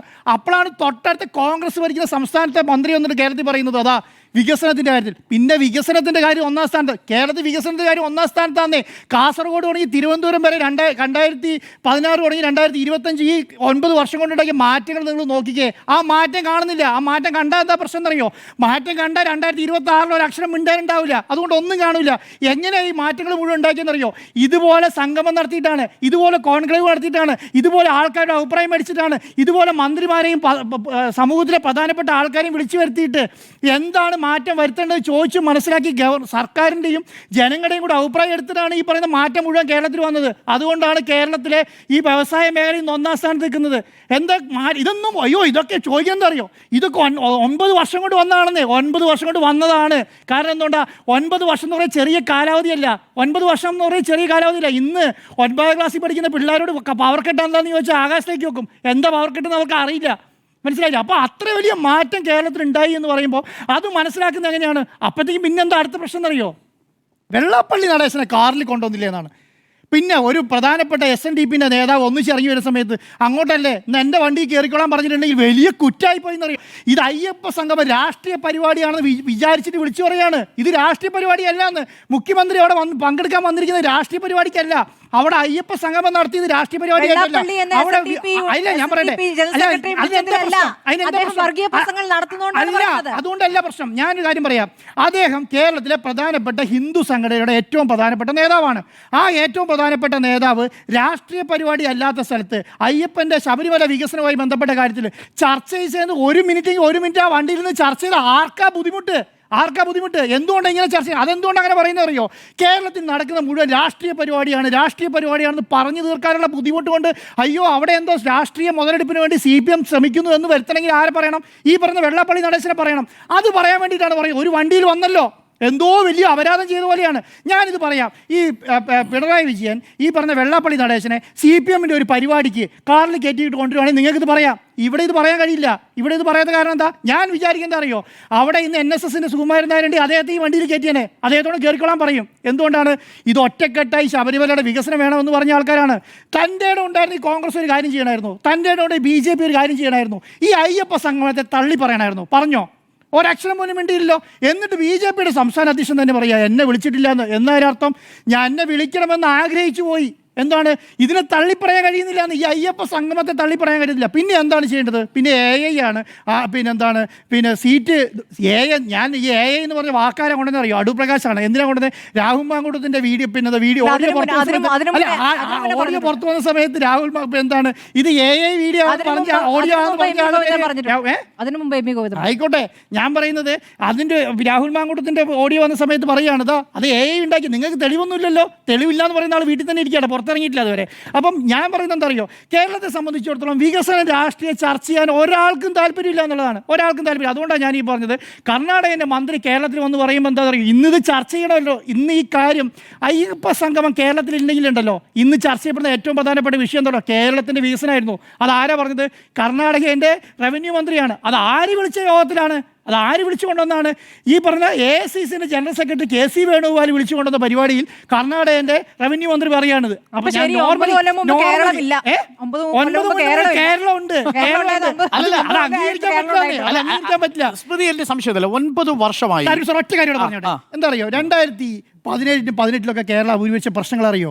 കേരളം കണ്ട ഏറ്റവും വലിയ കോവിഡ് ഉണ്ടായി, ലോകം കണ്ട ഏറ്റവും വലിയ കോവിഡ് ഉണ്ടായി, ഏറ്റവും വലിയ പ്രളയം നമ്മൾ അഭിമുഖീകരിച്ചു. ആ കേരളത്തിന് റീബിൽഡ് കേരള എന്ന് പറഞ്ഞിട്ട് നിങ്ങൾ ഈ പറഞ്ഞ കേരളം ഉണ്ടല്ലോ, ഇന്ന് ഈ പറയുന്ന കേരളം, കഴിഞ്ഞ 5 വർഷം കൊണ്ട് നിങ്ങൾ ആ കേരളത്തിൽ വെള്ളപ്പൊക്കം കൊണ്ടുണ്ടായി എന്തെങ്കിലും ബുദ്ധിമുട്ട് ഇന്ന് ഈ കേരളത്തിൽ കാണുന്നുണ്ടോ? എന്തുകൊണ്ടാണ് ഈ പറഞ്ഞ കേരളത്തിൽ ഒരു ബുദ്ധിമുട്ടും ഉണ്ടായില്ല? കേരളത്തിൽ വെള്ളം കയറാത്ത വീടുകളുണ്ടായിരുന്നോ? കേരളത്തിൽ വെള്ളം കയറാത്ത വിദ്യാഭ്യാസ സ്ഥാപനങ്ങളുണ്ടായിരുന്നോ? കേരളത്തിൽ വെള്ളം കയറാത്ത വ്യവസായ സ്ഥാപനങ്ങളുണ്ടായിരുന്നോ? ഏതെങ്കിലും ഒരു ബുദ്ധിമുട്ട് ഇന്ന് ഈ പറഞ്ഞ കേരളത്തിലുണ്ടോ? നിങ്ങളെ ഈ ഫ്ലഡ് ഉണ്ടായ മറ്റുള്ള സ്റ്റേറ്റുകളിലും മറ്റുള്ള രാജ്യങ്ങളിലും ഒന്ന് പോയി കാണണം കേട്ടോ. ഇന്ന് അതിൽ നിന്ന് കരകയറാൻ വേണ്ടിയിട്ട് ചക്രശ്വാസം വലിക്കുകയാണ് അവിടെ കിടന്നിട്ട്. കേരളം എന്താണ് അങ്ങനെ ഉള്ളതുപോലെ അറിയുന്നില്ല. നമ്മൾ അറിയുന്നുണ്ടോ 2019-18 കാലത്തിൽ ഇതുപോലെ ഒരു വലിയ വെള്ളപ്പൊക്കം ഉണ്ടായി എന്ന്, നമ്മുടെ കാര്യങ്ങൾ മുഴുവൻ ഒലിച്ചു പോയി എന്ന് ഓർക്കുന്ന പോലും ഇല്ലല്ലോ. ഓർക്കാത്തതിന് കാരണം എന്താ അറിയോ? കേരളത്തിലൊരു സർക്കാരുണ്ട്, ആ സർക്കാർ ഡെവലപ്പ് ചെയ്താണ്. അതാണ് ഞാൻ പറഞ്ഞത്, റീബിൽഡ് കേരള എന്ന് 5 വർഷം കൊണ്ട് കേരളത്തെ പുനരുദ്ധീകരിച്ചെടുത്തു, അത് റീബിൽഡ് ചെയ്തെടുത്തു. അത് ചർച്ച ചെയ്യാൻ പറ്റുന്നില്ല ആൾക്കാർക്ക്. അപ്പോൾ എന്താണ് അയ്യപ്പനെ പറഞ്ഞാൽ ഇപ്പം എന്താ ഏറ്റവും വലിയ പ്രധാനപ്പെട്ട കാര്യം എന്നറിയോ? എങ്ങനെയെങ്കിലും ഇതിനെ കൊണ്ടൊന്ന് രാഷ്ട്രീയം വലിച്ചരിച്ച് ഇവിടുത്തെ ജാതി പറഞ്ഞൊരു ബഹളം ഉണ്ടാക്കണം. അതിന് വേണ്ടിയുള്ള ശ്രമമാണ്. അതിന് വേണ്ടിയിട്ടാണല്ലോ സംഘപരിവാർ നാളെ പരിപാടി നടത്തുന്നത്. അല്ലാതെ അവിടെ വികസനത്തെക്കുറിച്ച് എന്തെങ്കിലും പറയണ്ടോ സംഘപരിവാർ? അപ്പോൾ ഒരു കാര്യം മനസ്സിലാക്കിക്കോ, ഇതിനേക്കാൾ അപ്പുറം വരും. കാരണം ഈ വർഷം ഇലക്ഷൻ്റെ വർഷമാണല്ലോ, അടുത്ത വർഷം ഇലക്ഷൻ്റെ വർഷം. ഇതിനെങ്ങനെയെങ്കിലും പാർലമെന്റ് ഇലക്ഷൻ്റെ തൊട്ട് മുൻപേ ആണ് എന്ത് വരുന്നത്, ഈ ശബരിമല പുനഃപ്രവേശനം വരുന്നത്. അത് എങ്ങനെ ഓർഡർ വരുന്നതെന്നും എങ്ങനെയാണ് വരുന്നതെന്ന് നമുക്കറിയാലോ. അപ്പം അതുപോലത്തെ അതിന് മുതലെടുപ്പിന് ശ്രമിച്ചത് ആരാണെന്ന് അറിയാലോ. അപ്പം ഞാൻ വിചാരിക്കുന്നില്ല കേരളത്തിൻ്റെ മുഖ്യമന്ത്രി സ്ത്രീകളെ ശബരിമലയിൽ കയറ്റി വോട്ട് പിടിക്കാം എന്ന് വിചാരിക്കുന്ന അത്രയും ബോധമില്ലാത്ത ആളാണെന്ന് ഞാൻ വിചാരിക്കുന്നില്ല. അതിന് മുതലെടുപ്പ് ശ്രമിച്ച പാർട്ടി അതാണ്. ആ മുതലെടുക്കുന്ന പാർട്ടി ശ്രമിച്ച് പിന്നെയും ശ്രമിക്കുകയാണ്. അപ്പോൾ നാളെ മറ്റന്നാളൊക്കെ പരിപാടി നടക്കും. അപ്പോൾ അയ്യപ്പനെ രാഷ്ട്രീയമായി ഉപയോഗിക്കരുന്ന ബിനോയ് വിശ്വം ഇങ്ങനെ അന്തരീക്ഷത്തിലേക്ക് നോക്കി ഇങ്ങനെ പറയുക.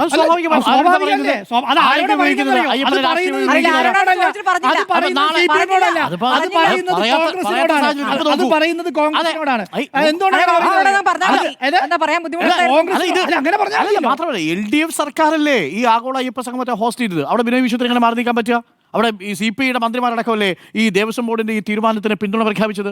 അതേ മന്ത്രിമാർ തന്നെയല്ലേ അതിനുള്ള സംവിധാനങ്ങൾ ഒരുക്കി കൊടുത്തത്? അതിനെ എങ്ങനെയാ ഇതിനെ രാഷ്ട്രീയവൽക്കരിക്കരുതെന്ന് പറയുന്നത് കോൺഗ്രസിനോട് BJP-നോടാണ്. ജിമ്മി, ഈ പണ്ട് കരുണാകരൻ A ഗ്രൂപ്പിനെതിരെ പടം നയിക്കുന്ന കാലത്തെ ഒരു കഥ പറഞ്ഞു തുടങ്ങാം. 2003-2004 ഉമ്മൻചാണ്ടിയാണ് മുഖ്യമന്ത്രി. കേരളം മുഴുവൻ വലിയ പൊതുയോഗങ്ങൾ നടത്തി കരുണാകരൻ പാർട്ടി നേതൃത്വത്തെ വെല്ലുവിളിക്കുകയാണ്. തിരുവനന്തപുരത്ത്, എറണാകുളത്തൊക്കെ വലിയ ജനമാണ്. തിരിച്ച് ഉമ്മൻചാണ്ടിയുടെ നേതൃത്വത്തിലും പ്രകടനങ്ങളും കാര്യങ്ങളൊക്കെ നടക്കുന്നുണ്ട് A ഗ്രൂപ്പിൻ്റെ. കോട്ടയത്ത് ഒരു പരിപാടി നടന്നു, ആൾ വളരെ കുറവായിരുന്നു. അപ്പോൾ അന്ന് കരുണാകരനും മുരളീധരൻ തിരിച്ച് പറഞ്ഞൊരു കളിയാക്കിക്കൊണ്ട് പറഞ്ഞൊരു സാധനമുണ്ട്. ഉമ്മൻചാണ്ടി സംസാരിക്കുമ്പോൾ സദസ്സിനെ അല്ല നോക്കിയത്, വേദിയെ നോക്കിയാണ് സംസാരിച്ചത്. കാരണം വേദിയിലായിരുന്നു ആൾ കൂടുതൽ എന്ന് പറഞ്ഞിട്ടുണ്ട്. അന്നതൊരു വലിയ രാഷ്ട്രീയ പരിഹാസമായി നീണ്ടുന്നതാണ്. ഇന്ന് അയ്യപ്പ സംഗമത്തിൽ ഏതാണ്ട് സമാനമായൊരു സാഹചര്യമാണ് ഞാൻ കണ്ടത്. ആൾ കൂടുതലാണോ കുറവാണോ എന്നുള്ള സത്യത്തിൽ പ്രസക്തമല്ല, എന്നാലും അതൊരു തർക്കമായി ഇന്ന് വന്നതുകൊണ്ട് പറയുകയാണ്. CPM സംസ്ഥാന സെക്രട്ടറി അത് ആണെന്ന് പറഞ്ഞതോടുകൂടി തന്നെ അതിനകത്ത് CPM ഡിഫൻസിലായിട്ടുമുണ്ട്. VN വാസവനാണ് കൃത്യമായി അതിനകത്തൊരു കാര്യം പറഞ്ഞത്. VN വാസവൻ പറഞ്ഞു, ആദ്യത്തെ പൊതു പരിപാടിക്ക് ശേഷം 3 വേദികളുണ്ടായിരുന്നു. അതിലൊന്ന് പ്രധാന വേദിയാണ്, മറ്റേത് മറ്റ് 2 വേദികളാണ്. പ്രധാന വേദിയിൽ നിന്ന് ആളുകൾ പോയതുകൊണ്ടാണ് നിങ്ങളെ പ്രധാന വേദിയിൽ ആളെ കാണാത്തത്. മറ്റ് 2 വേദിയിലും ആളുണ്ടായിരുന്നു. പക്ഷേ നിങ്ങൾ ദൃശ്യങ്ങൾ പരിശോധിച്ച് നോക്കുക, യൂട്യൂബിലൊക്കെ എല്ലാ ചാനലുകളുടെയും ഉണ്ട്. പ്രധാന വേദിയിലാണ് പിന്നെയും ആളുള്ളത്. ഒരു 400, 410, 420 ആൾ കാണും.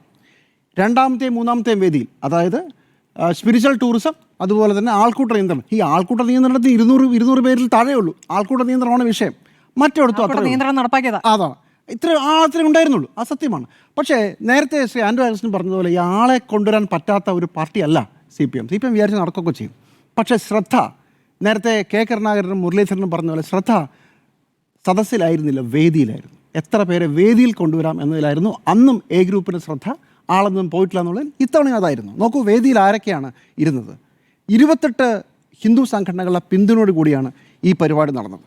NSSൻ്റെ വൈസ് പ്രസിഡന്റ്, SNDP യോഗത്തിൻ്റെ ജനറൽ സെക്രട്ടറി, ഇത്രയും പേര് പങ്കെടുത്ത് സദസ്സിനെ വൻ വിജയമാക്കി തീർത്ത ഒരു പരിപാടിയാണ്. അതിനിടയ്ക്ക് ഇതിലേക്ക് ഒരു ശ്രദ്ധ ഒന്ന് പാളിപ്പോയതായിരിക്കാനാണ് സാധ്യത.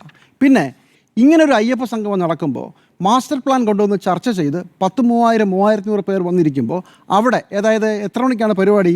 11:30 ഇത് കഴിഞ്ഞിട്ട് 2:30 ആകുമ്പോഴത്തേക്കും തീർന്നു. 1.5 മണിക്കൂർ, മാക്സിമം 2 മണിക്കൂറിനപ്പുറം പോയിട്ടില്ല.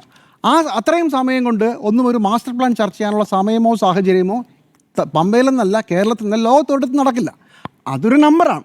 പക്ഷേ ഞങ്ങൾ ഈ വിഷയം ചർച്ച ചെയ്യുന്നു, ഭക്തരുമായി ഈ വിഷയം സംവദിക്കുന്നു എന്ന് തെളിയിക്കാനുള്ളൊരു പരിപാടിയാണ്. ആ പരിപാടിയിൽ ഇത്രേ ഉദ്ദേശിക്കുകയുള്ളൂ, ഇത്രേ നടക്കുകയുള്ളൂ. അതുകൊണ്ട് ഇന്ന് പത്രങ്ങളിൽ വന്ന വിശദമായിട്ടുള്ള സജഷൻസ് വന്നു എന്ന് പറയുന്നത് എനിക്ക് എത്രത്തോളം പാനൽ ഡിസ്കഷനിലാണ്, അല്ല താഴെ എന്നുള്ളതല്ല. അപ്പോൾ അതാണ്. അപ്പോൾ താഴെ നിന്ന് ആളുകൾ അങ്ങനെ എന്തെങ്കിലും വരുമെന്നോ വരണമെന്നോ ആരും പ്രതീക്ഷിച്ചിട്ടുമില്ല. സദസ്സ് എത്ര മോശമായാലും വേദിയിലിരിക്കുന്നത് ഗംഭീരമായിരിക്കണം എന്നുള്ളതാണ് CPMൻ്റെ പ്ലാൻ. കാരണം ഇതൊരു പൊളിറ്റിക്സാണ്. ഇലക്ഷൻ്റെ തൊട്ട് മുമ്പുള്ള മാസങ്ങൾ നടക്കുന്ന ഈ പരിപാടിയിലൂടെ ഹിന്ദു സമുദായത്തിൻ്റെ വോട്ട് ഉറപ്പിക്കണം എന്ന് തീരുമാനിച്ചതുകൊണ്ടാണ് SNDP യോഗം ജനറൽ സെക്രട്ടറി ശ്രീ വെള്ളാപ്പള്ളി നടേശനെ വേദിയിൽ എത്തിക്കുക മാത്രമല്ല സ്റ്റേറ്റ് കാറിലാണ് കൊണ്ടുവന്നത്. വെള്ളാപ്പള്ളി നടേശൻ പറഞ്ഞു അദ്ദേഹത്തിന് സ്വന്തമായി ഒരു കാറില്ലാത്തത് കൊണ്ടല്ലല്ലോ ശ്രീ വെള്ളാപ്പള്ളി നടേശൻ മുഖ്യമന്ത്രിയോടൊപ്പം സ്റ്റേറ്റ് കാറിലൂടെ വന്നത്. അത് മുഖ്യമന്ത്രി കൊടുക്കുന്ന ഒരു മെസ്സേജാണ്. ആ മെസ്സേജിന് വളരെ വലിയ പ്രാധാന്യമുണ്ട്. എന്താണ് ആ മെസ്സേജ്? SNDP യോഗം ജനറൽ സെക്രട്ടറി ഈഴവ സമുദായം എന്നോടൊപ്പമാണെന്ന് മാത്രമല്ല, അത് ഇന്ന് മുസ്ലിം ലീഗ് പറഞ്ഞപ്പോൾ അതിനൊരു വേറൊരു മെസ്സേജ് കൂടി കൃത്യമായി പുറത്തു വന്നതായി എല്ലാവർക്കും മനസ്സിലായി. എന്താണത്? കഴിഞ്ഞ 3-4 മാസമായി മുസ്ലിം സമുദായത്തിനെതിരെ വളരെ മോശം പ്രയോഗം നടക്കുന്ന ഒരാളെയാണ് മുഖ്യമന്ത്രി സ്റ്റേറ്റ് കാറിൽ കൊണ്ടുവന്നത്. അത് മുഖ്യമന്ത്രി അറിഞ്ഞായാലും അറിയാതെയായാലും അത് കൊടുക്കുന്ന മെസ്സേജ് അതിഭീകരമാണ്. അത് മുസ്ലിം സമുദായത്തിനെതിരെ പറഞ്ഞ ഒരാളെ ചേർത്ത് പിടിക്കുന്നതിന് തുല്യമാണ്. അതോടൊപ്പമാണ് യോഗി ആദിത്യനാഥ് എന്ന് പറയുന്ന UPയുടെ മുഖ്യമന്ത്രിയുടെ സന്ദേശം അവിടെ വായിച്ചത്. ഇപ്പോൾ സർക്കാർ പറഞ്ഞല്ലോ എല്ലാ സംസ്ഥാനങ്ങൾക്കും ഞങ്ങൾ ക്ഷണക്കത്തയച്ചു, അതുപോലെയാണ് ഉത്തർപ്രദേശിനും ക്ഷണക്കത്തയച്ചത്. ശരി, അതിലാരും വന്നില്ല, ഒരു മുഖ്യമന്ത്രിയും വന്നില്ല, അതും ശരി. പക്ഷേ യോഗി ആദിത്യനാഥിൻ്റെ മെസ്സേജ് യോഗത്തിൽ പരിപാടിയിൽ വായിക്കണോ വേണ്ടോ എന്നുള്ളത് രാഷ്ട്രീയ തീരുമാനമാണ്. ഇവിടെയാണ് നിങ്ങളൊരു സർക്കാരിൻ്റെ പൊളിറ്റിക്കൽ വിൽ പ്രകടനം. സ്റ്റാലിനെ വായിച്ചു, പക്ഷെ വായിക്കാതിരിക്കുക, ഏത് വായിക്കണം ഏത് വായിക്കേണ്ട എന്നുള്ളത് ഒരു പൊളിറ്റിക്കൽ തീരുമാനമാണ്. അങ്ങനെയാണ് സർക്കാർ ഒരു മെസ്സേജ് കൊടുക്കുക. അത് ബുൾഡോസർ വെച്ച മുസ്ലിങ്ങളുടെ വീടിച്ച് തകർക്കുന്ന വളരെ വലിയ വർഗീയവാദി എന്ന് CPMൻ്റെ ദേശീയ നേതാക്കളടക്കം പറയുന്ന MAB അടക്കം ലേഖനങ്ങൾ എഴുതുന്ന യോഗി അതിൻ്റെ സന്ദേശം ആ യോഗത്തിൽ വായിക്കണമെന്ന് ഒരു നിർബന്ധവുമില്ല. അത് മനഃപൂർവ്വം എടുത്ത തീരുമാനമാണ്. അതിലൂടെ ഹിന്ദു സമുദായത്തിൻ്റെ ഒരു പടി കൂടി കടന്ന് വേണമെങ്കിൽ BJP ഒന്ന് തോണ്ടി ആദ്യം മുസ്ലിം സമുദായത്തിനെതിരെ വളരെ മോശം പരാമർശം വെള്ളാപ്പള്ളി സ്റ്റേറ്റ് കാറിൽ വന്നിറങ്ങുന്നു. ആ യോഗത്തിൽ വെള്ളാപ്പള്ളിയും പിണറായി വിജയനും എത്തുന്നു. അവിടെ UP മുഖ്യമന്ത്രി BJPയുടെ പടക്കുതിര യോഗി ആദിത്യനാഥ് എന്ന ബുൾഡോസർ രാജിൻ്റെ പ്രസ്താവന വായിക്കുന്നു. ഇതെല്ലാം കൂടെ ചേർത്ത് വായിക്കണം. ഇത് ഒരു വളരെ വ്യക്തമായ പൊളിറ്റിക്കൽ മെസ്സേജാണ്. ഇനി യോഗത്തിൻ്റെ പ്രസംഗത്തിലോ വെള്ളാപ്പള്ളി നടേശൻ പല കാര്യങ്ങളും പറഞ്ഞതോടൊപ്പം മുഖ്യമന്ത്രി ഒരു അയ്യപ്പ ഭക്തനാണെന്നും പറഞ്ഞു, അല്ലേ? ഇതുവരെ മുഖ്യമന്ത്രി അതിനൊരു മറുപടി പറഞ്ഞിട്ടില്ല, അത് നിഷേധിച്ചിട്ടില്ല. മുമ്പൊരു നേതാവുണ്ടായിരുന്നു, മത്തായി ചാക്കോ, മരിച്ചുപോയി. അന്ന് കത്തോലിക്ക സഭയുടെ ഒരു പ്രധാനപ്പെട്ട ബിഷപ്പ് മത്തായി ചാക്കോ ക്രൈസ്തവ സഭയുടെ രീതികളനുസരിച്ച് കൂദാശ ഏറ്റുവാങ്ങിയ ശേഷമാണ് മരിച്ചതെന്ന് പറഞ്ഞു. അന്ന് പിണറായി വിജയൻ വിളിച്ച പേര് നികൃഷ്ടജീവി എന്നാണ്. അന്ന് പിണറായി വിജയൻ അത് വിളിക്കുമ്പോൾ അത് ശരിയാണെന്ന് വിശ്വസിച്ച ഒരാളാണ് ഞാൻ. സത്യത്തിൽ മനസ്സിൽ കൈയടിച്ച ആളും അങ്ങനെ പറയണം. മത്തായി ചാക്കോ CPM കാരനാണല്ലോ സ്വാഭാവികമായിട്ടും. അപ്പോൾ അന്ന് അതിനെ എതിർത്ത് പറഞ്ഞ പിണറായി വിജയൻ ഇന്ന് ഒരക്ഷരം മിണ്ടിയിട്ടില്ല. 48 മണിക്കൂർ കഴിയുന്നു. അപ്പോൾ യോഗി ആദിത്യനാഥിൻ്റെ പ്രസ്താവന വായിക്കുന്ന വെള്ളാപ്പള്ളി നടേശൻ്റെ അയ്യപ്പ ഭക്തനായ പിണറായി വിജയൻ എന്ന പ്രസ്താവനയോട് ഒരു മറുപടി പോലും പറയാത്ത പിണറായി വിജയൻ, പഴയ പിണറായി വിജയനിൽ നിന്ന് പുതിയ പിണറായി വിജയനിലേക്കുള്ള ദൂരമാണ് ഞാനിവിടെ അളക്കുന്നത്. അത് വേറെ ഏതെങ്കിലുമായി അടുക്കുന്നുണ്ടോ എന്ന് ചോദിച്ചാൽ അത് കാലം തെളിയിക്കട്ടെ. പക്ഷേ വളരെ കൃത്യമായൊരു പൊളിറ്റിക്കൽ മെസ്സേജാണ്. നമ്മുടെ വിഷയം ലോകപ്രശസ്ത വിജയമോ എന്നാണ്. ഇത് ലോകപ്രശസ്ത വിജയത്തിന് വേണ്ടി ഉണ്ടാക്കിയ ഒരു പരിപാടിയല്ല. ഇതൊരു ദേശീയ വിജയത്തിനുണ്ടാക്കിയ പരിപാടിയുമല്ല. ഇത് സർവ്വ കേരള വിജയത്തിന് വേണ്ടി ഉണ്ടാക്കിയ പരിപാടിയാണ്. ഹിന്ദു സമുദായത്തെ മൊത്തത്തിൽ തടുത്തുകൂട്ടി ഒരു കാരണവശാലും അടുത്ത തവണ വോട്ട് ചോർന്നു പോകാതിരിക്കാനുള്ള അഖില കേരള വിജയ പരിപാടിയാണ്. ആ അർത്ഥത്തിൽ അഖില കേരള വിജയമുണ്ടായോ ഈ അയ്യപ്പ സംഗമം കൊണ്ട് എന്നുള്ളത് അടുത്ത 5-6 മാസങ്ങൾ കഴിയുമ്പോൾ നമുക്കറിയാം, അപ്പോൾ തെളിയിക്കപ്പെടും. പക്ഷേ അതിന് CPM കൊടുക്കേണ്ടി വരുന്ന വില എന്തായിരിക്കുമെന്നുള്ളതും നമുക്ക് മറന്നുകൂടാ. വളരെ അപകടം പിടിച്ച ഒരു ഗെയിമാണ് കളിക്കുന്നത്. ഒരു ഘട്ടം കൂടി കടന്നിരിക്കുകയാണ്. നോക്കണം, യോഗി ആദിത്യനാഥിൻ്റെ പ്രസ്താവന CPM കൂടി പങ്കെടുക്കുന്ന CPMൻ്റെ നേതൃത്വത്തിലുള്ള ഒരു ദേവസ്വം ബോർഡിൻ്റെയും സർക്കാരിൻ്റെയും പരിപാടിയിൽ വായിച്ച ഒരു കാലത്താണ് നമ്മൾ ജീവിക്കുന്നത്. എന്താണ് ഈ തെരഞ്ഞെടുപ്പിൽ CPM നൽകാൻ പോകുന്ന മെസ്സേജ്? എന്താണ് മുസ്ലിം സമുദായത്തിനെതിരെ ഭർസനം നടത്തുന്ന ഒരു നേതാവിനെ സ്റ്റേറ്റ് കാറിൽ കൂടെ കൂട്ടിക്കൊണ്ടുവന്ന് മുഖ്യമന്ത്രി നൽകിയ മെസ്സേജ്? അപ്പോൾ CPMൻ്റെ ജനറൽ സെക്രട്ടറിക്ക് എന്താണ് പറയാനുള്ളത്, ദേശീയ നേതൃത്വം എന്താണ് പറയാനുള്ളത്, നമുക്ക് കാത്തിരുന്ന് കാണാം. പ്രത്യേകിച്ച് ഒന്നും പറയാനുണ്ടാവില്ല. ഇതിപ്പോൾ പിണറായി വിജയൻ തീരുമാനിക്കുന്ന, CPMൻ്റെ സംസ്ഥാന ഘടകം തീരുമാനിക്കുന്ന രീതിയിലേക്കാണ് പോകുന്നത്. അത് ഭൂരിപക്ഷ വോട്ടുകൾ പൂണ്ടടക്കം പിടിക്കാനുള്ള ഒരു തന്ത്രത്തിൻ്റെ ഒരു പ്രധാനപ്പെട്ട ഭാഗമാണ് നമ്മൾ കണ്ടു തീർത്തത്. ഓക്കെ, അപ്പോൾ ലോകപ്രശസ്ത വിജയമോ എന്ന ചോദ്യത്തിന് യെസ് എന്ന് 1, നോ എന്ന് 3.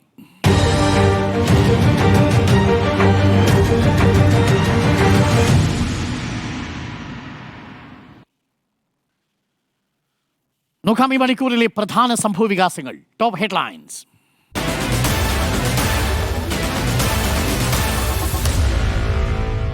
Meet the editors.